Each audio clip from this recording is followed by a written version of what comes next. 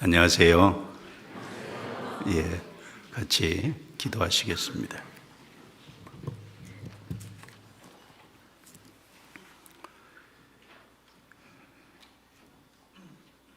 거룩하시고 은혜로우시고 자비로우신 우리 아버지 하나님, 저희 영혼을 구원해 주시고 하나님의 거룩한 자녀로 삼아 주시며 확실한 믿음과 소망 가운데 생을 살 수 있도록 축복해 주신 것 감사드립니다.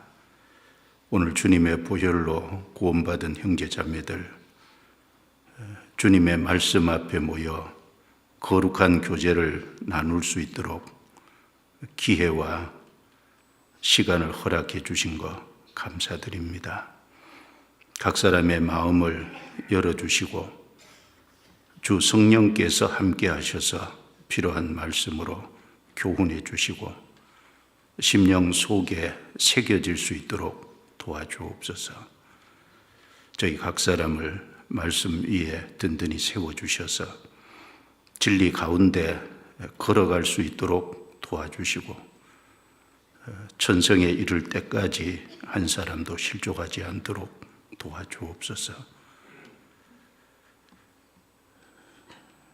저희를 더욱 깨어있는 마음이 되도록 도와주셔서 이 세상의 빛과 소금이 될 수 있도록 도와주시고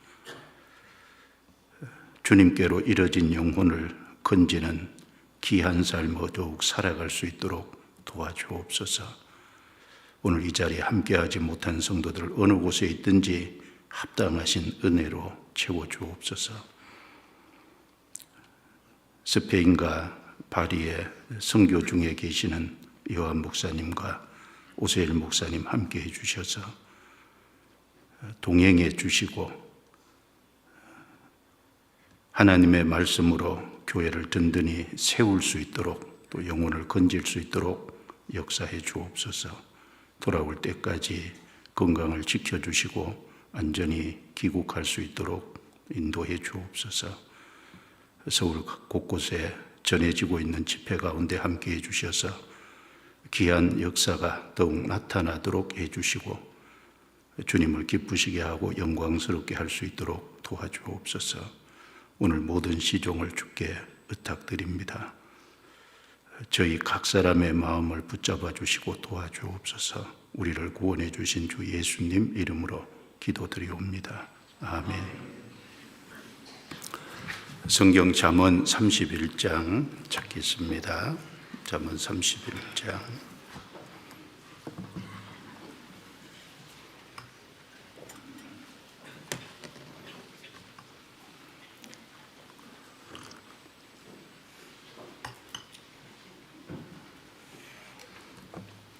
잠언 31장 10절부터 31절까지 조금 길지만 제가 읽겠습니다. 잠언 31장 10절입니다. 누가 현숙한 여인을 찾아 얻겠느냐? 그 값은 진주보다 더하니라. 그런 자의 남편의 마음은 그를 믿나니 산업이 핍절지 아니하겠으며 그런 자는 살아있는 동안에 그 남편에게 선을 행하고 악을 행치 아니하느니라.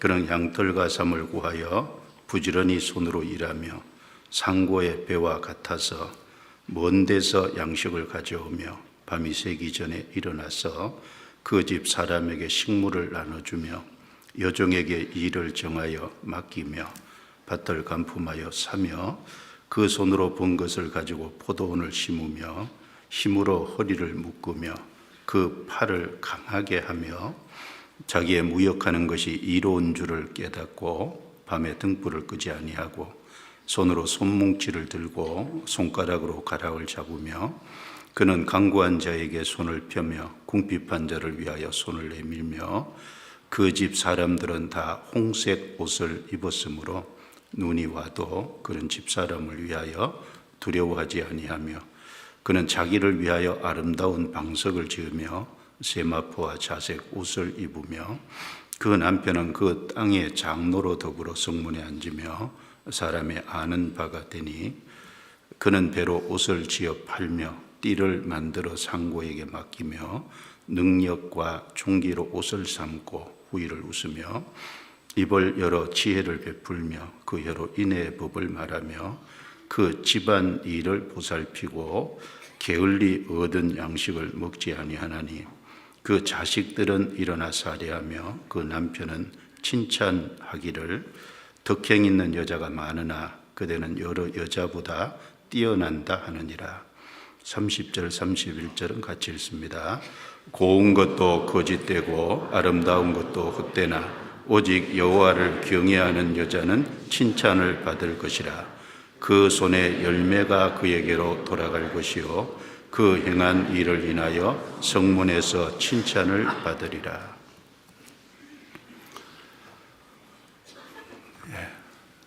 이요한 목사님 스페인 선교 중에 계시고 또 오세일 목사님은 파리 수양회차 출국해 있습니다. 기억하시고 돌아올 때까지 관심 갖고 기도해 주시면 감사하겠습니다. 이번 주간에 서울중앙교회에서 진행하는 성경 강연회가 총 9곳이더라고요. 대학 연합이 6곳이고 남대문 직장인 집회, 강남 교구 집회, 또 교회 소집회까지 총 9군데서 집회가 진행되고 있습니다. 중동 전쟁 때문에 국가적으로 또 경제적으로 상당히 좀 어려운 가운데 있는 것은 참 안타까운데 전도할 좋은 기회는 되는 것 같습니다. 이제 믿지 않는 불신자들도 전쟁이 나니까 좀 관심을 성경에 두고 좀 얘기하면 듣는 것이 있어서 그래서 전도할 좋은 기회가 되고 있습니다. 좀 끝날 때까지 좀 기억하고 기도해 주시고 이제 관심을 가져주시면 감사하겠습니다. 자, 오늘 잠언 31장 이제 읽은 본문 같이 살펴볼 건데요. 잠언은 31장까지 있잖아요. 한 달이 31일까지 있으니까 이제 해당 날짜에 잠언의 그 장을 읽으면 1년 12달이면 12번을 잠언을 이제 읽을 수 있습니다. 그래서 잠언을 이제 꾸준히 읽으면 이제 지혜와 관계된 말씀이 많으니까 이 삶의 여러 가지 지혜를 신앙적으로 얻을 수 있겠습니다. 이 잠언의 내용이 1장부터 29장까지는 솔로몬에 의해서 기록이 됐고 잠언 30장은 야게의 아들 아굴의 이제 잠언이고 31장은 르무엘 왕의 어머니가 르무엘 왕을 훈계한 그 내용입니다. 자, 누구에 의해서 기록이 됐고 주어졌든지 간에 잠언의 전체 내용은 성경 기록자인 성령의 감동하심으로 기록이 된 것은 틀림이 없습니다. 자, 오늘 여기 본문 내용에 10절에 보면 누가 현숙한 여인을 찾아 얻겠느냐 그 값은 진주보다 더하니라. 여기 현숙한 여인이 나옵니다. 이 현숙 그러면 그 한문으로 찾아보니까요. 어질 현자에 맑을 숙자 이렇게 썼는데 재주와 지혜가 있어서 덕행이 뛰어나다 이런 의미도 있고 또 착하고 정숙하다 이런 의미도 아마 포함을 하고 있는 내용으로 보여집니다. 근데 히브리어 단어 원어를 찾아보면 원어가 하일이라는 단어인데요. 강하다라는 의미입니다. 그래서 우리가 한문으로 현숙하는 이거하고 좀 의미가 상당히 다르죠. 그래서 원문의 의미는 강하다라는 뜻이니까 힘이 있다 혹은 능력이 있다, 이런 의미입니다. 그리고 여기 현숙한 여인이라고 할 때 이 여인을 가정주부 중에 한 사람, 이렇게 생각을 할 수 있는데, 그것보다는 신랑 되신 예수님의 신부인 교회와 성도를 가리킵니다. 그러니까 이 현숙한 여인은 히브리 원어를 가지고 좀 이렇게 제목을 붙인다면 힘 있는 여인 혹은 능력 있는 여인, 이제 여인이 이제 그리스도인이니까 힘 있는 그리스도인, 이런 제목으로 해서 오늘 좀 같이 생각을 해보려고 합니다. 힘있게 생을 살면 참 좋지요. 그래서 여기 힘 있는 그리스도인의 가치는 이제 보석이다, 이런 얘기를 했으니까 이것도 생각해 보고, 힘 있는 그리스도인이 될 수 있는 신앙의 핵심적인 비결이 뭘까, 그것도 좀 생각을 해보고, 힘 있는 그리스도인이 가진 어떤 그 가치관과 삶의 모습은 어떤 모습이냐, 여기서 좀 교훈도 좀 받고요. 그리고 힘 있는 그리스도인이 다 돼야 될 텐데, 우리가 힘 있는 그리스도인이 되기 위해서 구체적인 방법이 뭐냐, 또 힘 있는 그리스도인으로 삶을 산 결과가 뭐냐, 이런 내용들을 좀 말씀을 드려보겠습니다. 본문은 그 현숙한 여인, 한 가정의 주부를 말하는 것보다 구원받은 그리스도인을 말합니다. 자, 성경에는 하나님과 사람의 관계를 아버지와 아들의 관계, 그리고 주인과 종의 관계, 그 영적 전쟁 분야를 얘기하면 대장과 군사의 관계, 또 예수님을 신부, 신랑, 그리고 성도를 신부, 신랑과 신부의 관계, 여러 가지 관계로 말씀했는데, 그 대표적인 성경 전체에서 말하는 내용 중에 하나가 신랑과 신부의 관계죠.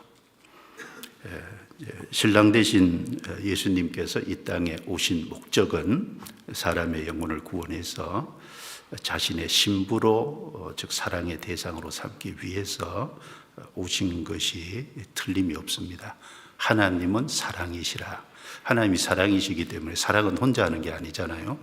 반드시 대상자가 필요하고 사람을 구원해서 하나님의 사랑의 짝으로 삼기 위해서 오셨습니다. 요한복음 3장에 세례 요한의 제자들이 세례 요한에게 말하기를, 당신이 증거하시든 보라 세상 죄를 지고 가는 하나님의 어린 양이로다, 그렇게 증거하시든 그분이 세례를 주니까 사람들이 다 그에게로 가더이다 라고 말하니까 세례 요한이 요한복음 3장 29절에 대답하기를, 신부를 취하는 자는 신랑이다, 이렇게 답을 했어요.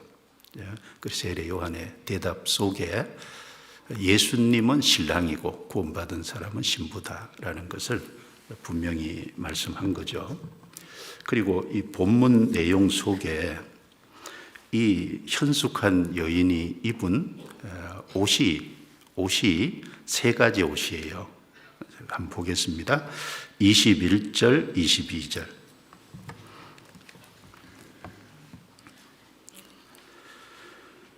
그 집 사람들은 다 홍색 옷을 입었으므로 눈이 와도 그는 집 사람을 위하여 두려워하지 아니하며 그는 자기를 위하여 아름다운 방석을 지으며 세마포와 자색 옷을 입으며, 저기 현숙한 여인이 입은 옷이 세 가지 종류가 나오잖아요.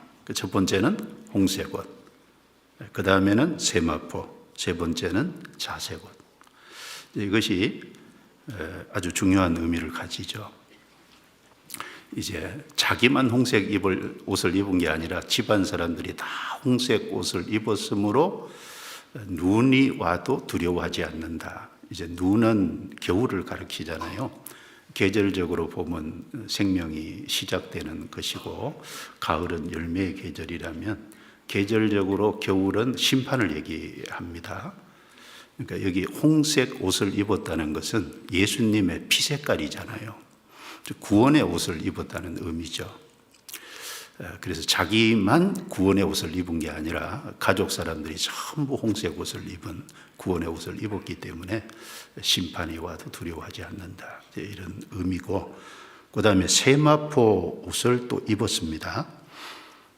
요한계시록 19장 7절과 8절 말씀에 보면 그 아내가 예비하였으니 그에게 허락하사 희고 깨끗한 세마포를 입게 하셨은즉 이는 성도들의 옳은 행실이라라는 말씀이 나옵니다. 바로 신랑 대신 이제 예수님의 신부가 희고 깨끗한 세마포를 입었는데 이게 이제 옳은 행실의 옷이다, 이렇게 말씀을 했어요. 그러니까 여기 세마포가 가리키는 것은 행실의 옷, 정결의 옷, 구별의 옷, 이런 의미를 갖습니다. 그리고 자색 옷을 또 입었잖아요. 자색 옷은 아주 비싼 옷입니다. 그래서 높은 신분의 사람이나 왕이 입는 옷이 성경에 보면 자색 옷으로 나오는데, 이 자색 옷을 입었다, 영광을 가리키죠. 그래서 홍색 옷, 세마포 옷, 자색 옷, 이것은 성도가 반드시 입어야 될 또 입는 옷이잖아요. 첫 번째 이제 홍색 옷, 이것은 이미 구원을 받은 사람이 입고 있는 옷이에요. 과거와 관련돼 있고, 그 다음에 세마포 옷은 현재를 가리키잖아요. 구원받은 사람의 삶 속에 구별의 옷, 정결의 옷을 입어야 될 것을 말하고, 그리고 우리가 주님 재림하실 때 신령한 몸을 입고 주님 앞에 섰을 때 영광을 얻잖아요. 그러니까 영광의 옷, 여기 자색 옷은 미래에 입을 옷입니다. 그래서 여기 현숙한 여인이 한 가정 주부를 여기 말하려고 하는 것이 아니고 틀림없이 신앙 얘기하려고 얘기한 것인데, 이것이 구원받은 성도를 가리키는 것이 분명하고, 그리고 이 구원받은 성도 중에 여기 현숙, 아주 능력 있는, 힘 있는 강한 그리스도인을 이제 가르치는 것이 맞습니다.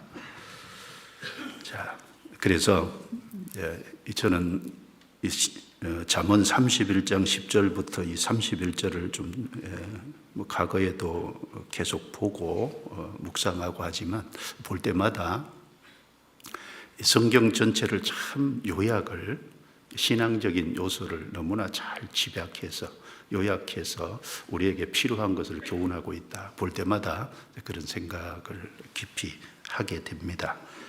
31장 10절입니다. 자, 그래서 우리 각자에게 주시는 이제 교훈으로 받으면 되겠습니다.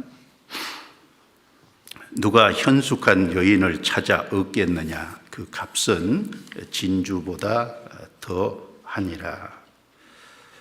자, 누가 현숙한 여인을 찾아 얻겠느냐?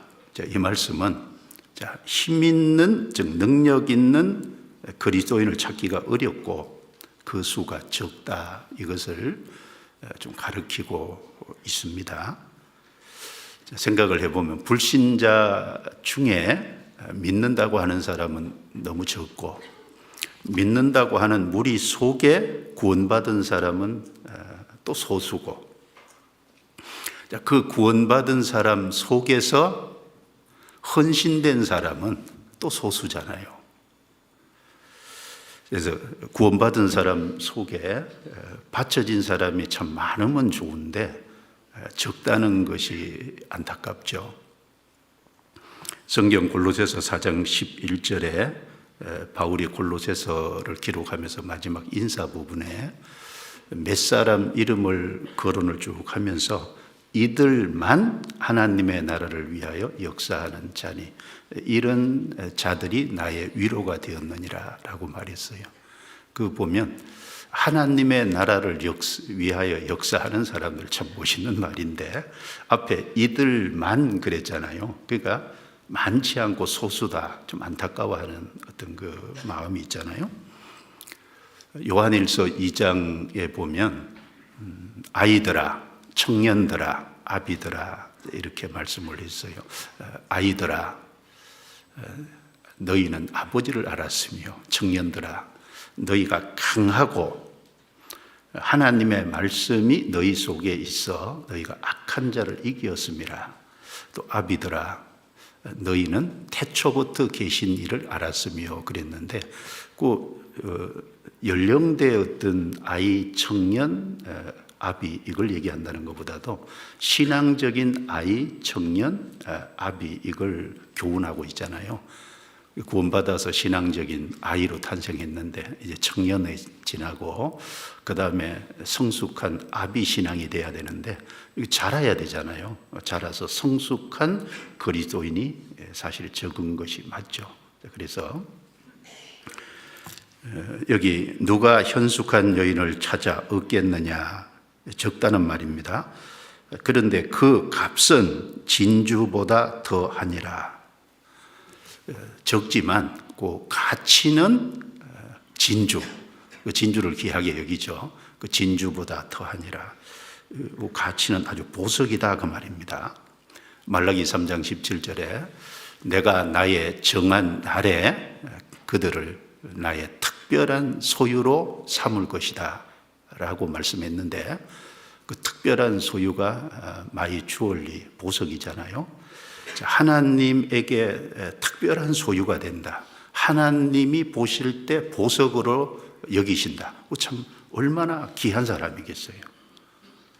그리고 요한계시록 21장 내용에 보면 하늘에서 내려오는 그 예루살렘 천성 내용이 나오는데, 그 천성 얘기를 하면서 기초석이 나오고 12문이 나오는데, 12기초석은 신약의 12사도의 이름이 기록이 되어 있고 12문은 12진주인데 구약의 12지파의 이름이 새겨져 있다. 이렇게 천성을 묘사를 했는데, 그러니까 12기초석의 신약의 12사도의 이름이고, 이 12기초석이 쭉 읽어보면 12가지 종류의 보석인 거예요.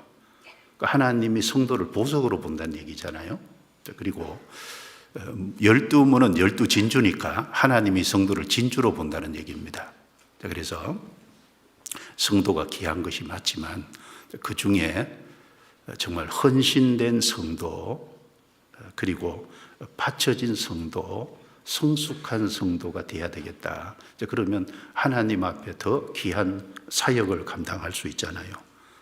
이 성경에 보면은 참 보석 같은 존재의 성도들이 많이 있죠. 에녹 같은 사람, 노아 같은 사람, 아브라함 같은 사람, 그리고 다윗 같은 사람, 요셉 같은 사람, 그리고 엘리야, 엘리사 같은 사람, 다니엘과 다니엘의 세 친구 같은 사람, 12사도, 그 바울 사도, 그리고 교회 역사 속에도 보면 참 보석 같은 성도들이 많았잖아요.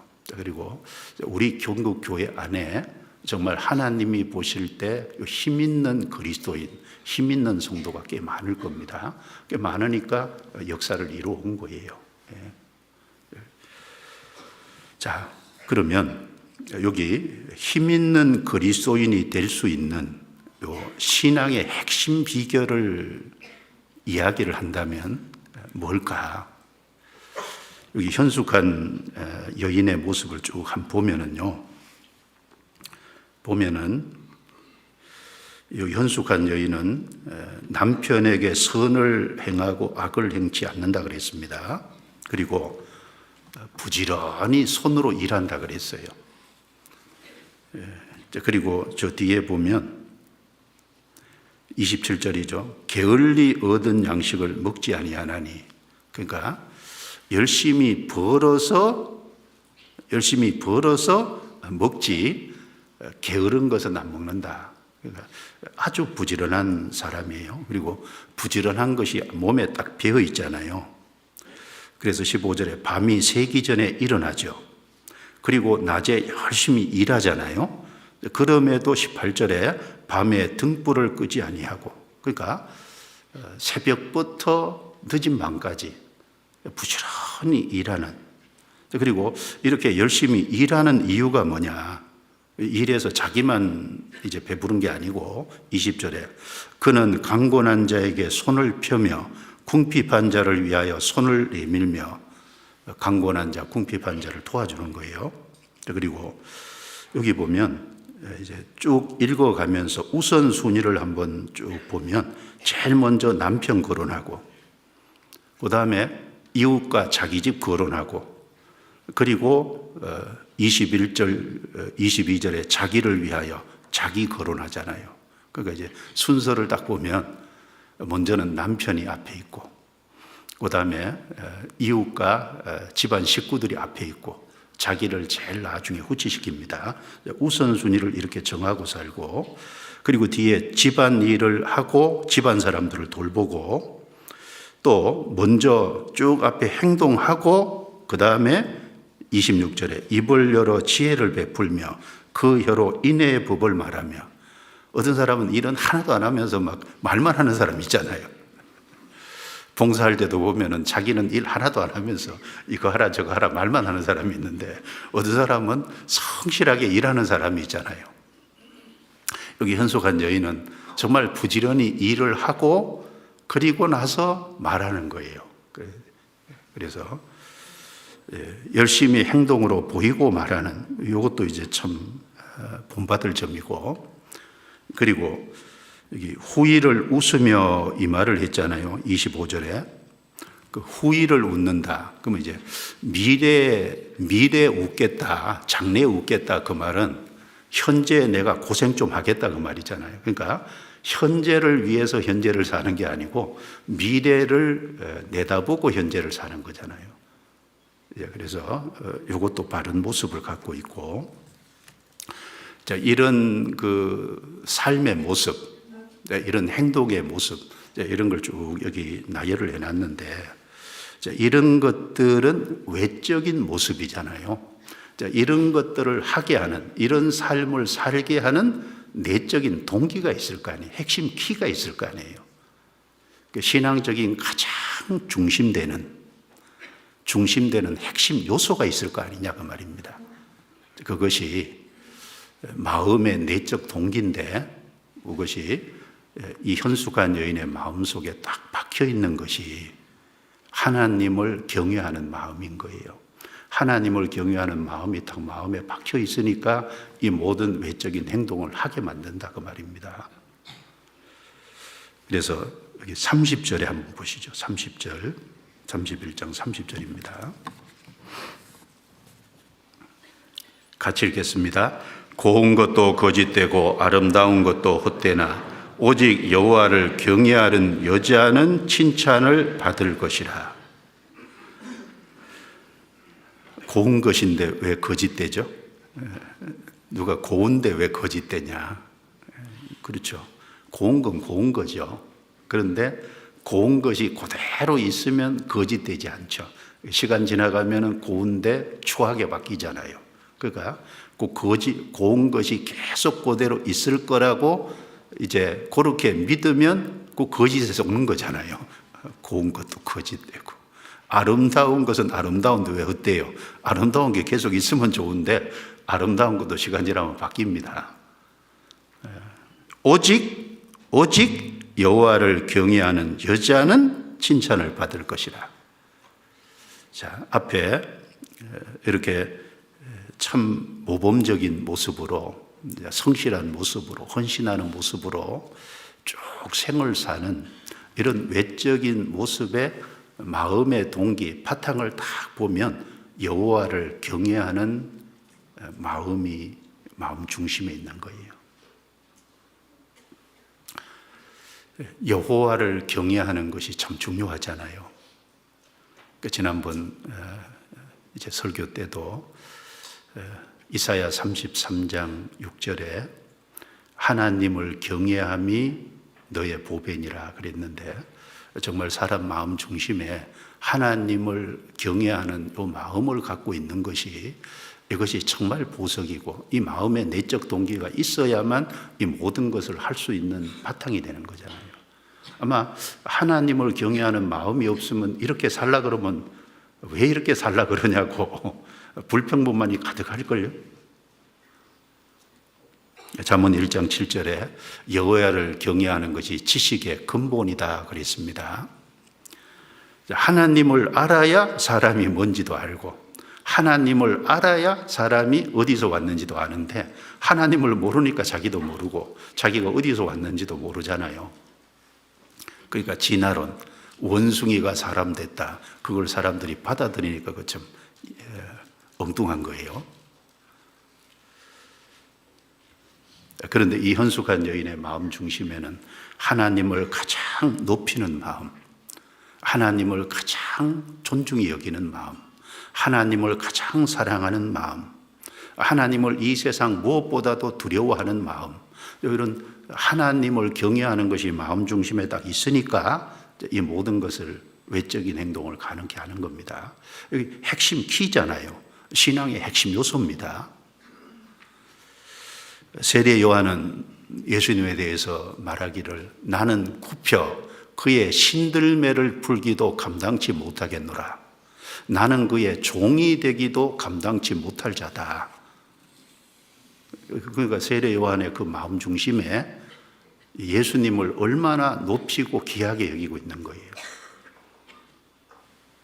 베드로와 요한은 산헤드린 공회에서 유대 종교가들이 예수의 이름으로 다시는 전도하지 마, 가르치지 마 이렇게 위협을 받고 경계를 받았을 때 사도행전 4장 19절에 보면 하나님 앞에서 너희 말 듣는 것이 하나님 말씀 듣는 것보다 어느 것이 옳은가 판단하라 그랬잖아요. 우리는 보고 들은 것을 말하지 아니할 수 없다. 그러니까 베드로와 요한 마음속에 산헤드린 공의 건세보다 하나님의 건세를 위에 두고 있잖아요. 예수님 뭐라고 하셨습니까? 하늘과 땅의 모든 권세를 내게 주셨으니 너희는 가서 모든 족속으로 제자를 삼아 그랬습니다. 그러니까 하늘과 땅의 모든 권세를 가지신 분의 명령인 거예요. 세상 어느 권세보다도 주님의 권세가 높습니다. 경외하는 것이 마음바탕이 딱 될 때 그분이 내게 뭘 말씀하시면 내가 그 말씀을 순종할 수 있습니다. 자녀가 부모를 크게 생각해야 부모 말을 듣고 순종합니다.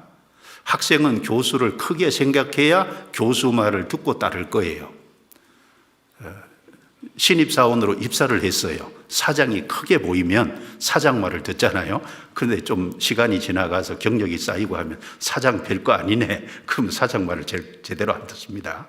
사장을 어떻게 생각하느냐에 따라서 사장 말이 아주 존중이 되기도 하고 무시되기도 합니다. 우리 생애 속에 하나님을 참으로 경외하기 위해서는 어떻게 해야 될까요? 그러니까 하나님과 예수 그리스도를 더욱 알아가는 삶을 살아야 되는 거예요. 그래서 베드로 후서 3장 18절에 오직 우리 주 곧 구주 예수 그리스도와 저를 아는 지식에서 자라가라 그랬잖아요. 히브리서 7장 14절에는 이 사람이 어떻게 높은 것을 생각하라. 우리는 예수님이 얼마나 높은 분인지, 하나님이 얼마나 영광스럽고 광대한 분인지를 삶 속에서 또 성경 속에서 계속 알아갈 때 그분의 광대함과 영광을 알아갈수록 이제 우리 마음에 경외하는 마음이 더 올라올 수 있을 겁니다. 그래서 경외하는 것이 모든 것의 바탕이 되는 거예요. 바탕. 우리는 여호와를 경외함이 너의 보배니라. 여기도 오직 여호와를 경외하는 여자는 이 말이 성도는 칭찬을 받을 것이라. 여호와를 경외하는 마음의 중심이 딱 돼 있을 때 칭찬을 받을 수 있을 겁니다. 그리고 힘있게 사는 그리스도인, 현숙한 여인, 이 현숙한 여인이 가진 가치관과 삶의 모습을 여기 말씀이 많잖아요. 이것이 성경 전체가 요약이 된 거니까 이걸 다 얘기하려면 시간이 너무 방대하게 걸리고 한 6가지만 뽑아서 잠깐 얘기해 볼게요. 이 현숙한 여인, 힘 있는 성도의 가진 가치관과 삶의 모습 중에 우리가 본받아야 될 것. 첫 번째는요, 12절입니다. 12절 같이 읽겠습니다. 그런 자는 살아있는 동안에 그 남편에게 선을 행하고 악을 행치 아니하느니라. 자, 첫 번째는 남편에게 선을 행하고 악을 행치 아니하느니라. 살아있는 동안 남편에게 선을 행하고 악을 행치 않는다. 이거 참 중요한 말입니다. 구원받은 그리스도인에게 진정한 남편이 누굴까요? 성도에게 진정한 남편은 예수 그리스도입니다. 사실 구원받지 않은 사람은 남편이 없는 거예요. 구원받은 사람은 진정한 남편인 예수님을 모시게 된 겁니다. 영적으로 진정한 남편은 예수잖아요. 그래서 구약 성경 이사야 54장에 보면 이스라엘의 남편이 하나님이라 그랬습니다. 그 이스라엘은 남편 대신 하나님을 모시고 있는 거예요. 그런데 열국 백성은 남편이 없다 그랬잖아요. 그리고 신약 성경 갈라디아서 4장 27절에 홀로 사는 자의 자녀가 남편 있는 자의 자녀보다 많음이니라. 무슨 얘기를 하는 걸까요? 홀로 사는 자의 자녀. 이제 아브라함에게 두 아내가 있는데 사라하고 하갈. 하갈은 결국은 쫓겨나서 홀로 살잖아요. 사라는 남편이 있습니다. 아브라함. 남편하고 같이 있잖아요. 그러니까 홀로 사는 자의 자녀가 남편 있는 자의 자녀보다 많다. 그러니까 사실은 이게 이제 믿는다고 하지만 진짜 구원받지 않은 율법 아래에 속한 사람이 너무 많잖아요. 지금도 보면. 그러니까 구원받은 사람은 너무 작은 거예요. 그런데 확실한 위로가 되는 게 뭡니까? 우리는 영적으로 그리스도라는 남편이 있잖아요. 율법 아래에 있는 사람은 남편이 없습니다. 홀로 있잖아요. 남편을 모셨다고 하는데 잘못 알고 있는 거예요. 사마리아 여자는 남편 6번째 하고 살고 있습니다. 그런데 6번째 남편도 진짜 자기 남편으로 인정이 안 되잖아요. 계속 바꿔봐도 별로 만족이 없어요. 그래서 예수님이 가서 남편을 불러오라 그러니까 6번째 남편하고 사는 중인데 남편이 없나이다. 예수님 내 말이 맞다 그랬잖아요. 왜? 진짜 남편은 아니니까. 육신적으로는 6번째 남편이지만 영적으로는 사실 남편이 없는 거지 않습니까? 그런데 우리는 구원받을 때 신랑 대신 예수님을 신앙적으로 남편으로 모신 겁니다. 성경 고린도후서 11장 2절을 보겠습니다. 고린도후서 11장 2절.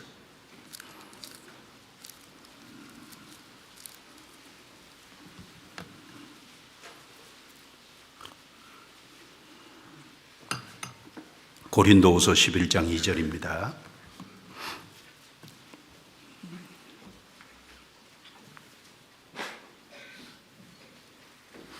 (11장 2절) 같이 읽습니다.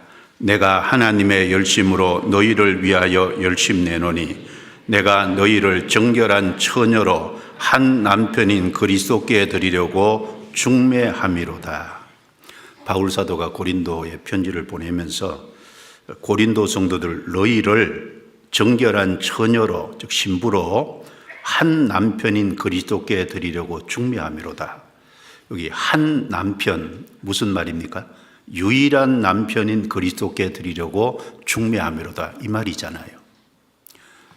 아담 안에 속한 사람이 구원을 받았습니다. 구원받은 사람의 유일한 남편은 예수님인 거예요. 한 남편인 겁니다. 그래서 그 주님의 정결한 신부가 된 거잖아요. 우리는 구원받고 난 이후에 주님 앞에 갈 때까지 살아있는 동안에 남편 되시는 주님에게 악을 행하면 안 됩니다. 선을 행해야 될 거예요. 왜냐하면 장차 그분을 볼 겁니다. 자, 그러면 남편이 제일 원하는 게 뭘까요? 남편이 아내에게 제일 원하는 게 뭘까? 남편 대우해 주는 거 원하잖아요. 남편들 맞습니까? 아내들 아세요? 남편 대우해 주는 게 뭐예요? 남편을 사랑하는 거예요. 그러니까 남편을 사랑해 주면 남편이 그걸 고맙게 여기잖아요. 좀 부족한 것이 있어도 사랑받으면 그걸 참 귀하게 생각합니다. 그런데 사랑이 없어지면 다 없어지는 거예요. 요한복음 21장에 보면 부활하신 예수님이 베드로에게 15절부터 17절까지 세 번이나 내가 나를 사랑하느냐 이렇게 물었잖아요.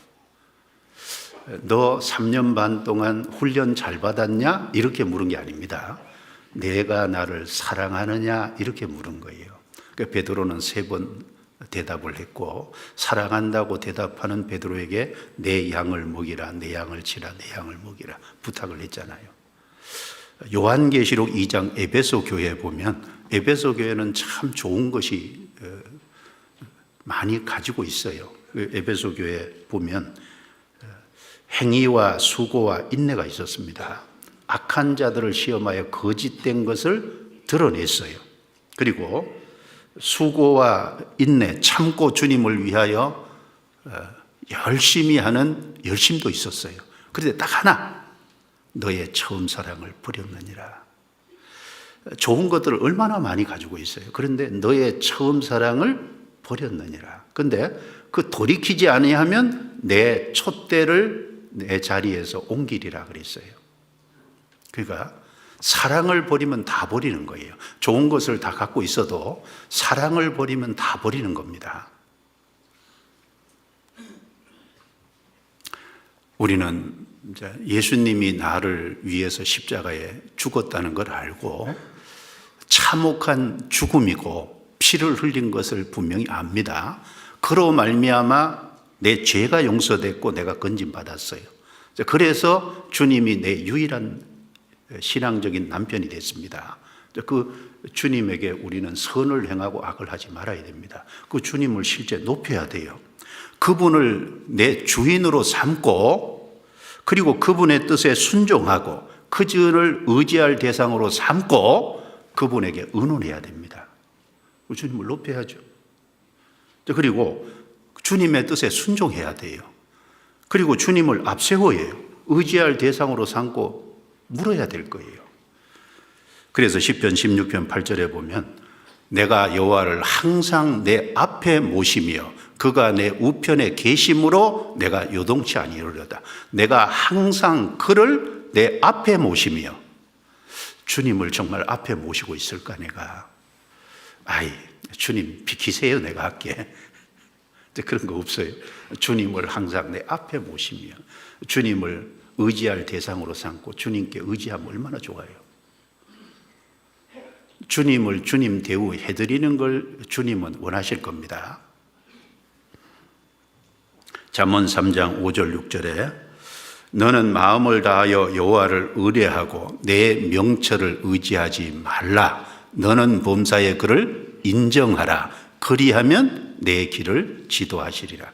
내 명철 의지하지 말고 항상 범사에 그분을 인정하고 그분과 의논하면 주님이 기뻐하실 거예요. 그래서 이제 우리가 힘 있는 그리스도인의 모습 중에 하나는 남편에게 선을 행한다는 거예요. 그리고 잠언 31장 넘겨보겠습니다. 잠언 31장. 두 번째는 성실하고 부지런하게 사는 겁니다. 31장 13절에 보세요. 13절에 그는 양털과 삼을 구하여 부지런히 손으로 일하며, 14절에 후반부에 먼 데서 양식을 가져오며, 15절에 밤이 새기 전에 일어나서 그 집 사람에게 식물을 나눠주며 여종에게 일을 정하여 맡기며. 새벽에 빨리 일어나면 그날 하루가 길잖아요. 이제 계획도 세울 수 있고 이제 차분히 이제 기도할 수도 있고 말씀을 보고 하루를 시작할 수 있고. 여기 밤이 새기 전에 일어나서, 그리고 18절 뒷부분에 밤에 등불을 끄지 아니하고, 그리고 27절 끝에 게을리 얻은 양식을 먹지 아니하나니. 그러니까 이런 표현들 자체가 성실하고 부지런한 거잖아요. 그래서 자기가 해야 될 일에 책임을 다하는 모습, 그리고 부지런한 모습, 부지런한. 이제 힘 있는 그리스도인의 모습은, 힘 있게 사는 사람들은 기본적으로 성실하고 부지런합니다. 하나님은 우리가 성실하기를 정말 원하시는 거예요. 시간 낭비하고 게으르는 것을 하나님은 원치 않습니다. 성도가 게으르면 하나님이 눈에 가시가 될 수 있을 거예요. 성실한 사람은요, 게으른 사람 보면은 눈에 가시거든요. 시편 37편 찾겠습니다. 시편 37편 3절입니다.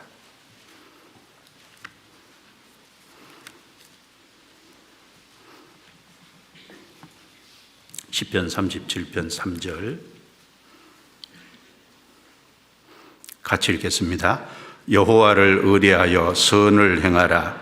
땅에 거하여 그의 성실로 식물을 삼을지어다. 자, 여호와를 의뢰하여 선을 행하라. 그러면서 그의 성실로 식물을 삼을지어다. 여기 그의 성실은 하나님의 성실을 말하는데, 하나님은 성실한 분이잖아요. 기본적으로 몇 가지 생각해 보면, 하나님이 창조하신 내용을 보면 참 성실한 분이잖아요. 이 지구상에 있는 식물과 동물, 사람이 살 수 있는데 세심하게 참 성실하게 창조해 놓으셨어요. 창조의 모습을 보면 성실하신 분인 걸 알고, 그 다음에 이스라엘을 애굽에서 건져서 그리고 가나안 땅에 이끌어 들이고, 그리고 지금까지 이스라엘을 쭉 다스려 오시고, 앞으로 7년 환란 통과해서 천년왕국 들어가면 이스라엘이 많은 문제가 있지만 하나님께서 이스라엘 예루살렘을 중심으로 해서 천년왕국을 다스리잖아요. 이스라엘을 경영해 가시는 걸 보면 참 하나님은 성실한 분이다. 우리 같으면요 벌써 버렸죠. 이스라엘이 하나님께 회개했어요? 이스라엘이 하나님께 회개 안 했잖아요. 예수님 배척한 죄를 회개 안 했잖아요. 그리고 동성애가 가장 많은 곳이 이스라엘의 텔아비브입니다. 매년 동성애 축제를 거기서 제일 크게 해요. 그리고 이스라엘 사람 중에 대놓고 하나님 불신하고 안 믿는 사람 많습니다. 이스라엘이 전혀 회개한 게 아니에요. 그런데 왜 하나님이 이스라엘을 회복시키고 계세요? 하나님의 살아계신 존재를, 이름을 거룩하게 하기 위해서 그렇게 하시는 거고, 저런 이스라엘을 회복시켜서 결국은 천년왕국에 들어가서 이스라엘 중심한, 예루살렘 중심한 세계 역사, 천년왕국을 하나님이 또 한 번 다스려 가시잖아요. 이스라엘을 다스리는 그 경영하시는 걸 보면 참 성실하시다, 그 생각을 할 수 있고, 그리고 우리를 구원하시는 구속의 6,000년의 프로그램을 보면 참 하나님은 성실하시죠. 하나님은 성실하신 분입니다. 그의 성실로 식물을 삼을지니라. 무슨 말입니까? 하나님의 성실을 제발 본받아라, 그 말이거든요. 식물은 매일매일 아침, 점심, 저녁 하루에 3끼 먹습니다.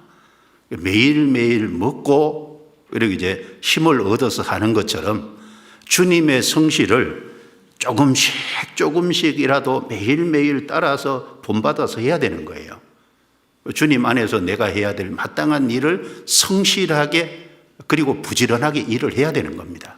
그 성경도요, 매일매일 조금씩이라도, 한 절이라도, 한 장 안 되면 한 절이라도 읽고 좀 생각해 보고, 이게 한 절 한 절 매일매일 하는 것이 많이 쌓이잖아요. 닌겔도 조금씩 한 방울씩 떨어지는 것 같지만, 그러나 나중엔 다 들어가지 않습니까?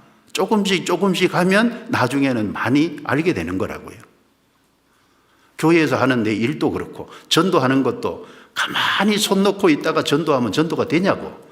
그래서 전화도 하고, 그렇죠, 찾아가기도 하고, 할 수 있는 한 조금씩 계속하면요, 여리고성을 매일 한 바퀴 돌면 결국에는 무너지듯이 무너져 내린다니까요.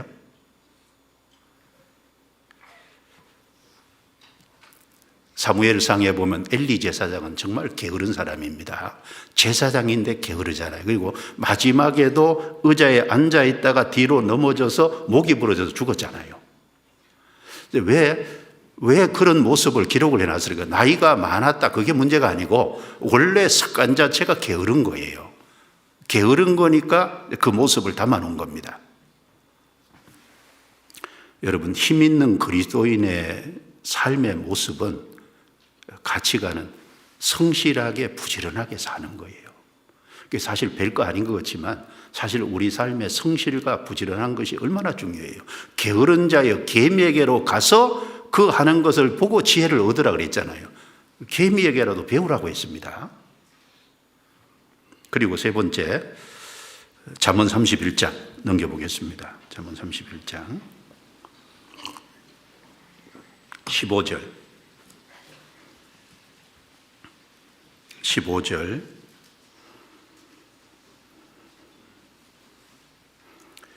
밤이 새기 전에 일어나서 그 집 사람에게 식물을 나눠주며, 여기 그 집 사람에게 식물을 나눠주며 27절입니다. 그 집안 일을 보살피고, 집안 일을 보살피고, 여기 특징이요, 집안 일을 한다는 거예요. 자, 그러면 구원받은 성도에게 집이 어디냐? 교회잖아요. 하나님의 몸된 교회, 몸된 교회. 디모데전서 3장 15절. 하나님의 집을 가리켜서 이 집은 살아계신 하나님의 교회요, 진리의 기둥과 터인이라 그랬습니다. 구원받은 사람들은 한 하나님을 모시는 한 형제 자매, 한 가족이라고요. 교회가 집이잖아요. 구원받은 성도들에게 잘해야 됩니다. 구원받은 성도들 각 사람에게 하나님이 믿음의 분량대로 은사도 주시고 직분도 주셨는데 그 은사와 직분을 교회 안에서, 집 안에서 충성되게 행해야 되는 거예요. 그래서 마태복음 24장 45절에 충성되고 지혜 있는 종이 되어 주인에게 그 집 사람들을 맡아 때를 따라 양식을 나눠줄 자가 누구뇨? 라고 예수님이 말했잖아요. 인자가 올 때 이렇게 하는 것을 보면 그 사람은 복이 있다고 했습니다.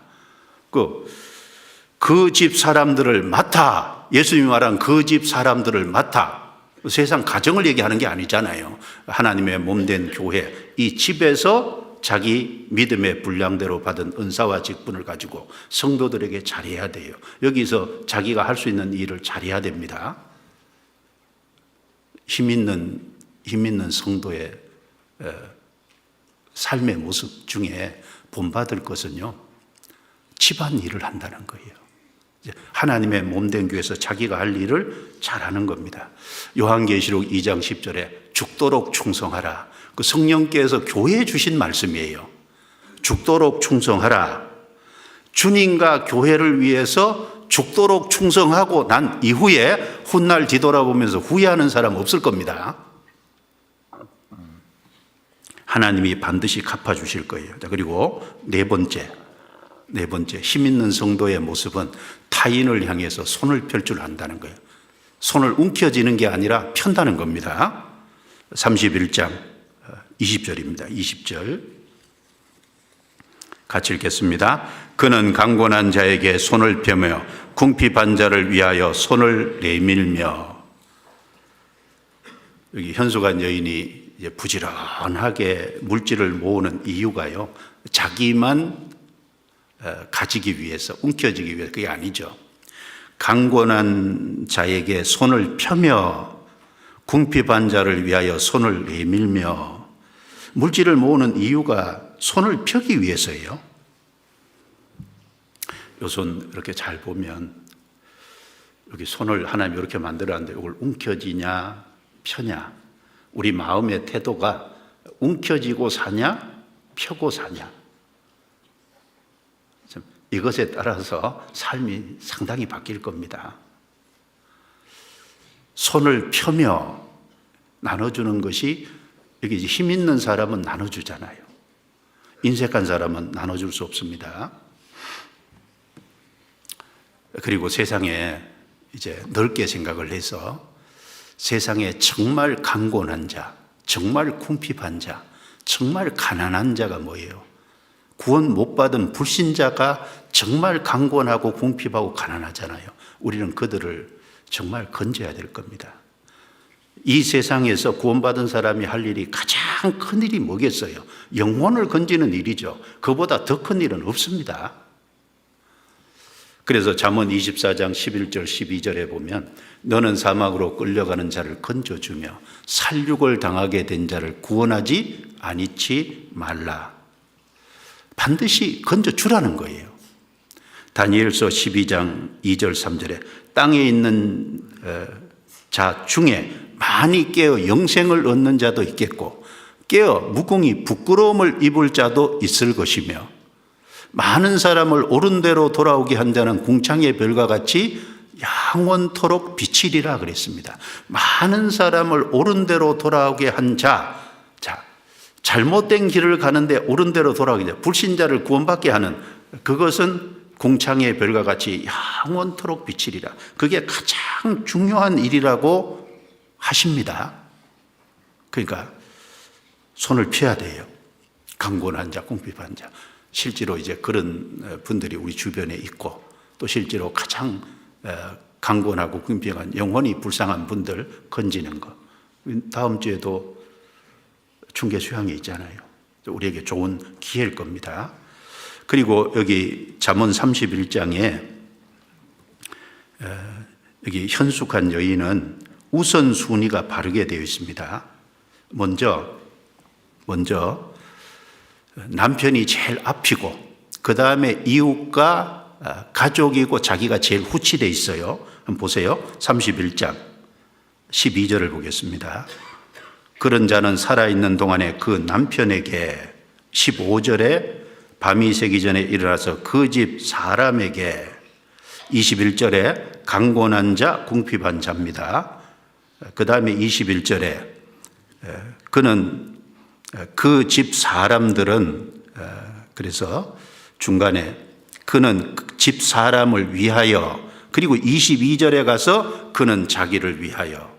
자, 남편이 제일 앞이고 집안 사람 이웃이 그 다음이고 제일 나중이 자기잖아요. 이 우선순위가 참 바르게 돼 있어요. 이제 우리가 신앙생활을 하면서 우선순위를 바르게 한다는 게 참 중요한 거잖아요. 그리고 사람과 일 중에는 사람이 앞이고 일은 후치돼야 되잖아요. 어떤 경우는 일이 앞이고 사람이 후치되면 곤란한 문제입니다. 자, 사람이 앞이고 일이 다음이죠. 15절 보세요. 그 집 사람에게 21절 그 집 사람들은 21절 그는 집 사람을 위하여 27절 그 집안 일을 보살피고 그러니까 앞에는 사람이고 뒤에 집안 일을 보살피고 일은 후치되어 있잖아요. 사람이 먼저고 그리고 일은 후치되어 있습니다. 자, 그리고 26절을 보세요. 입을 열어 지혜를 베풀며 그 혀로 인애의 법을 말하며 여기도 순서가 바르게 되어 있죠. 앞에 여러 가지 행동으로 하고 그 다음에 26절에 입으로 말하고 이 세 가지 우선순위가 잘 잡혀 있습니다. 그러니까 성경 전체에서 얘기하고자 하는 걸 사실은 세심하게 잘 담아 놓은 거잖아요. 성령의 감동하심으로 기록이 된 겁니다. 남편 되시는 주님이 가장 먼저죠. 그리고 이웃이고 그 다음이 자기입니다. 사사기 9장의 요담의 나무 비유 보면 그 감람나무, 포도나무, 무화과나무 하나님과 사람을 기쁘게 하는 하나님과 사람 그 다음에 자기입니다. 왕이 되라고 하니까 하나님과 사람을 기쁘게 하는 나의 이 열매를 버리고 어떻게 내가 나무 위에 요동하리요 그랬잖아요. 근데 가시나무는요. 내 그늘에 와서 피하라. 내 그늘에 피하지 않으면 가시나무에서 불이 나와서 사람들을 사르리라. 이게 가시나무는 우선순위도 잘못됐고 자기 위치도 몰라요. 마태복음 6장 33절에 너희는 먼저 그의 나라와 그의 의를 구하라. 그리하면 이 모든 것을 너희에게 더하시리라. 먼저는 그의 나라와 그의 의고 그걸 하면 나머지 필요한 걸 주님이 주신다는 겁니다. 우선순위를 바르게 해야죠. 고린도전서 10장 31절에 너희는 먹든지 마시든지 무엇을 하든지 다 하나님의 영광을 위하여 하라. 하나님의 영광이 앞이죠. 그리고 두 번째는 일보다는 사람이 먼저입니다. 왜 그럴까요? 이 세상이 다 없어져도 마지막에 남는 건 사람이잖아요. 요한계시록 21장 1절에 보면 처음 하늘과 처음 땅이 없어졌고 바다도 다시 있지 않더라. 우리가 사는 물질 세계가 다 없어지는데 그 다음에 3절에 가면 하나님의 장막이 사람들과 함께 거하며 사람이 남잖아요. 물질 세계는 다 없어져도 사람은 남습니다. 그런데 자칫 잘못 일하는데 너무 정신이 팔려서 사람 다치게 하면 곤란하잖아요. 그리고 말보다는 행동이 앞서야 됩니다. 이제 부지런히 일하는 것이 먼저지 말하는 것이 먼저가 아닙니다. 어떤 사람은 말만 하고 일은 안 해요. 행동하는 것보다 말을 너무 많이 해요. 말은 아껴서 적게 하는 것이 좋은 겁니다. 그래서 고린도전서 14장 19절에 보면 교회에서 내가 남을 가르치기 위하여 깨달은 마음으로 5마디 말을 하는 것이 1만 마디 방언으로 말하는 것보다 나으니라 그랬어요. 이 말씀 볼 때 제 걸려요, 마음에. 가르치는 위치니까 어쩔 수는 없는데, 그런데 간증할 때요, 교회에서 어떤 일을 할 때 깨달은 마음으로 5마디 말을 하는 것이 1만 마디 방언으로 말하는 것보다 나으니라. 꼭 방언은 안 하더라도 무슨 얘기인지 모르게 장황하게 얘기하는 것보다 딱 필요한 얘기 몇 마디 하는 것이 훨씬 더 유익한 거라고요. 그리고 깨달은 마음으로 5마디 말을 한다는 것이 깨닫기 위해서는 어떻게 해야 돼요? 행동해야 되잖아요. 깨닫기 위해서는 주님을 가까이 해야 되잖아요. 깨닫기 위해서는 순종해야 깨닫게 도와주시잖아요. 누구에게 깨닫게 해주세요? 충성된 사람에게 깨닫게 해주시죠.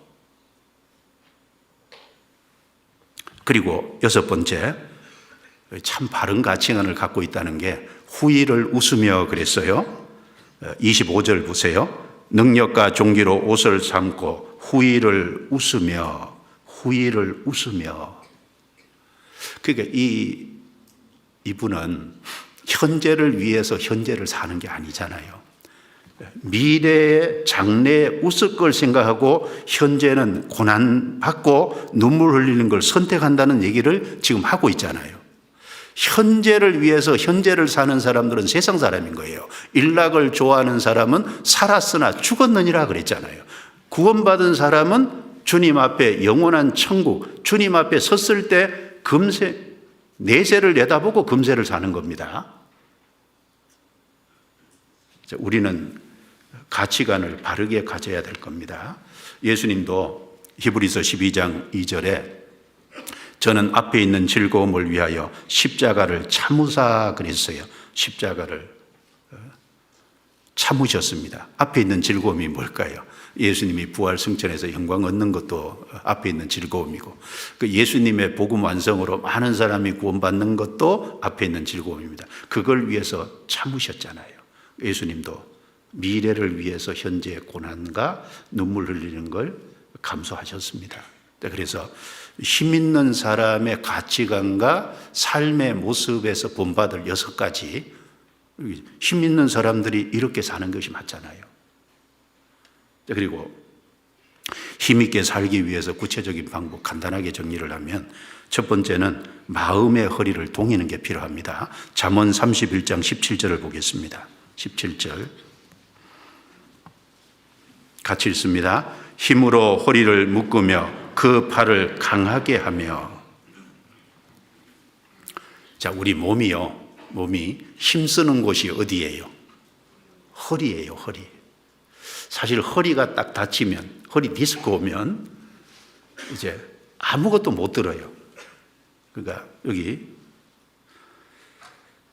힘으로 허리를 묶으며 그 팔을 강하게 하며, 여기 이제 팔을 강하게 하려면 먼저 힘으로 허리를 묶으며, 일하기 위해서 허리를 탁 동여매잖아요. 그런 것처럼 우리는 신앙의 힘을 얻기 위해서 강하게 살기 위해서는 마음의 허리를 딱 동여야 될 거예요. 베드로전서 1장 13절에 마음의 허리를 동이고 그랬어요. 잠언 4장 23절에는 지킬 만한 것보다 너는 더욱 내 마음을 지키라 그랬습니다. 이 사람이요, 힘있게 사는 사람의 특징을 딱 보면, 교제를 해보면 마음이 남달라요. 마음이 다르거든요. 그러니까 여호수아와 갈렙은 12명의 정탐꾼 중에 10명의 정탐꾼 나머지 이스라엘 백성들을 하고 여호수아 갈렙은 마음이 달랐잖아요. 가나안 땅에 들어가면 이긴다. 하나님이 우리의 힘이다. 가나안 백성들 철병거 있지만 그들은 우리의 밥이다. 마음이 다르잖아요. 마음이 남다르거든요. 나는 할 만큼 했어. 마음을 탁 놓는 거죠. 그 순간 신앙이 쫙 후퇴합니다. 내가 힘들지만 조금 더 주님 앞에, 주님이 나를 구원해 주셨는데 내가 더 살아야지, 내가 더 힘을 내야지, 내가 이러고 있으면 되나. 마음을 탁 동이면 또 한다니까요. 마음을 어떻게 먹느냐에 따라서 상당히 바뀌는 거예요. 그 마음을 붙잡아 주는 게 말씀이잖아요. 그 마음을 붙잡아 주는 게 믿음이잖아요. 그러니까 말씀이 확실하고 믿음이 확실해야 마음이 붙잡히지, 그냥 안 붙잡힌다니까요. 능력 있는 삶을 살기를 정말 바란다면 마음의 허리를 탁 동여야 될 거예요. 그리고 집에 거해야 됩니다.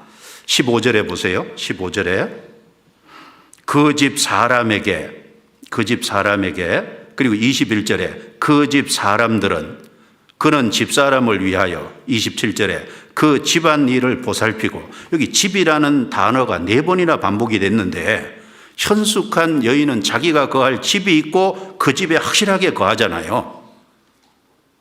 자, 집이 어디예요? 교회입니다.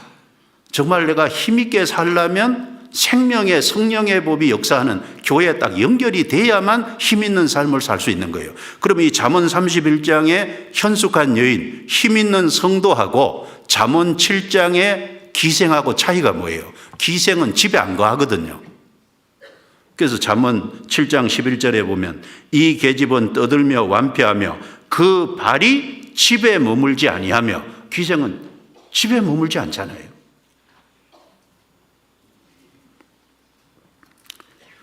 이 하나님의 몸된 교회는요, 성령의 가르치심이 있고, 그리고 여기 하나님의 인도하심이 있고, 보호하심이 있고, 다스리심이 있고, 그 전체 안에서 우리 개인을 인도해 가시는 걸음이 있고, 집에 확실하게 거해야 될 겁니다. 그리고 그 집안에서 여기 22절에 보면 아름다운 방석을 짓는다는 것처럼, 방석은 자기가 앉는 곳이잖아요. 위치입니다, 위치. 교회 안에서 자기가 처해 있는 위치, 직분, 그 위치를 잘 지키는 것이 힘있게 살 수 있는 거예요. 그 위치를 벗어나면 그것도 문제가 생깁니다. 그리고 또 하나, 무슨 옷이냐? 여기 홍색 옷, 세마포 옷, 그 다음에 자색 옷인데, 홍색 옷은 이미 입었고 자색 옷은 앞으로 입을 거고, 그러니까 현재 하나님의 몸된 교회 안에 위치를 잘 지키면서 자기가 깨끗하게 자기를 지켜야 되는 거예요. 깨끗하게 자기를 지키는 성결의 옷, 정결의 옷을 계속 입어가면 힘있게 산다고요. 하나님이 아무리 육신적으로 훌륭해도 깨끗하지 않으면 안 써요. 그렇지 않습니까? 하나님은 사람에게 안 속습니다. 그리고 이곳에 살면서 자색 옷을 준비하잖아요. 우리는 영광의 옷을 준비하는 삶을 살아갑니다. 그리고 결과적으로 이렇게 살았을 때 결과적으로 주어지는, 하나님이 주시는 결과가 뭘까? 잠깐 생각만 해보면, 첫 번째는요, 11절 한번 보세요.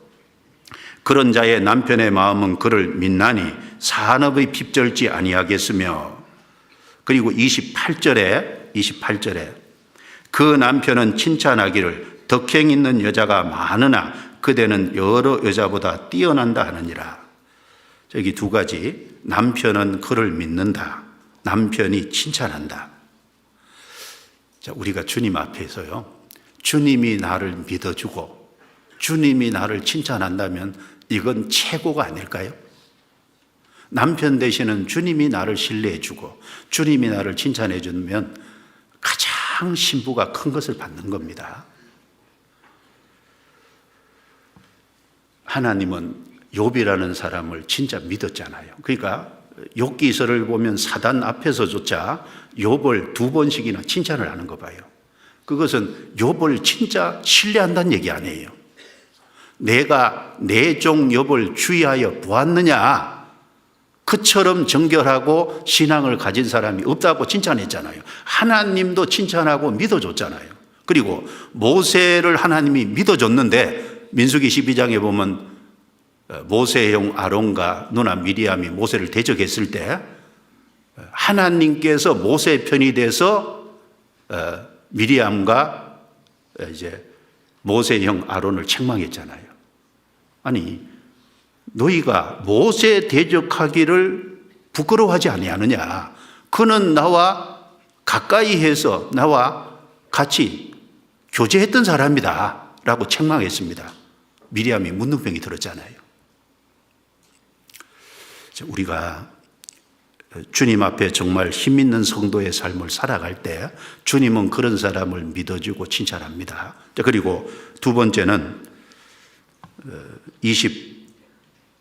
28절에 그 자식들은 일어나 살해하며, 이 말씀한 것처럼 형제 자매들에게 기쁨이 될 수 있고 형제 자매들이 정말 귀하게 여겨주잖아요. 그리고 그 손에 열매가 그에게로 돌아갈 것이라, 31절의 말씀처럼 그 열매 맺은 모든 것에 대해서 하나님 갚아줄 겁니다. 그리고 성문에서 칭찬을 받으리라. 성문이 재판자리잖아요. 결국은 주님 앞에 설 때 주님이 영광으로 다 갚아줄 거예요. 그래서 저는 이 잠언 31장의 현숙한 여인, 이제 한 가정주부가 아니라 성도를 이렇게 교훈했고 여러 가지를 여기 담고 있는데, 사실 성경 전체를 여러 가지 각도에서 여기 딱 담아놨잖아요. 그러니까 여기 우리도 정말 힘 있는 성도의 모습으로 좀 살 수 있도록, 그런 분들이 많지만, 그래서 우리 모든 분들이 하나님이 그렇게 되기를 원하잖아요. 그런 모습으로 더욱 살아갈 때 더욱 교회가 힘이 있고 능력이 있게 될 겁니다. 기도하겠습니다.